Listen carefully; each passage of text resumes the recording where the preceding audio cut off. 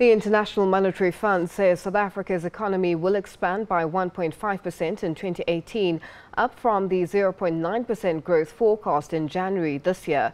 The IMF's World Economic Outlook report was released in Washington just ahead of the IMF World Bank Spring meeting that will see the return of Finance Minister Nhlanhla Nene for the first time since his reinstatement.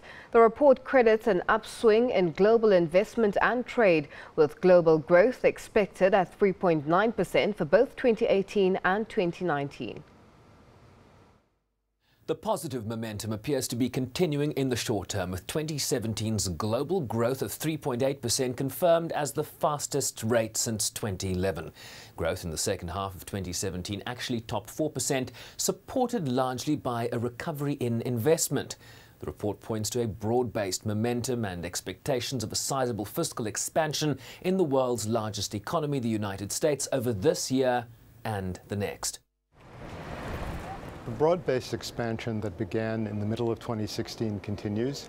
After 3.8% global growth last year, we're expecting 3.9% this year and next year. Of course, in the longer term, particularly for advanced economies and commodity exporters, growth rates will not return to pre-crisis levels. The report also warns that the positive momentum we are witnessing will eventually slow, leaving many countries with a challenging medium-term outlook. It says some cyclical forces will wane. Financial conditions are expected to tighten naturally. US tax reform will subtract momentum starting in 2020, while China's transition to lower growth is expected to resume as credit growth and fiscal stimulus diminish. A possible trade war between the world's largest economies is also being factored in. The most obvious risk is trade. There's a broad-based conflict involving big economies and many other economies. And if that isn't resolved well, it could undermine investment and the growth of trade, which has been a wellspring for this recovery. We also see that debt levels are historically high, including sovereign debts, and those could pose a vulnerability as monetary policies normalize and interest rates rise. A very important message, particularly now, is not to let tensions over trade distract policymakers from the long-run challenges of making growth stronger, more resilient, and more inclusive.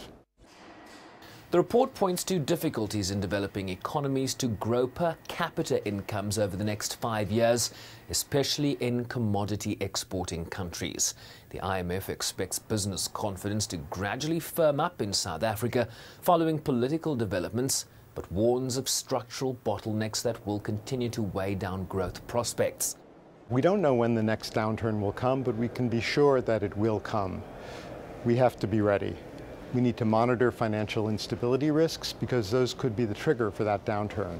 We need to rebuild fiscal buffers so that governments have the tools to support aggregate demand. We need to normalize monetary policy in a data-dependent fashion so that it too can be brought into play.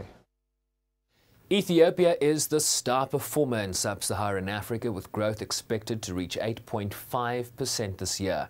The region will expand by 3.4% in 2018 and 3.7% in 2019. Nigeria can expect a growth rate of 2.1%. Sherman Bryce-Pease, SABC News, New York.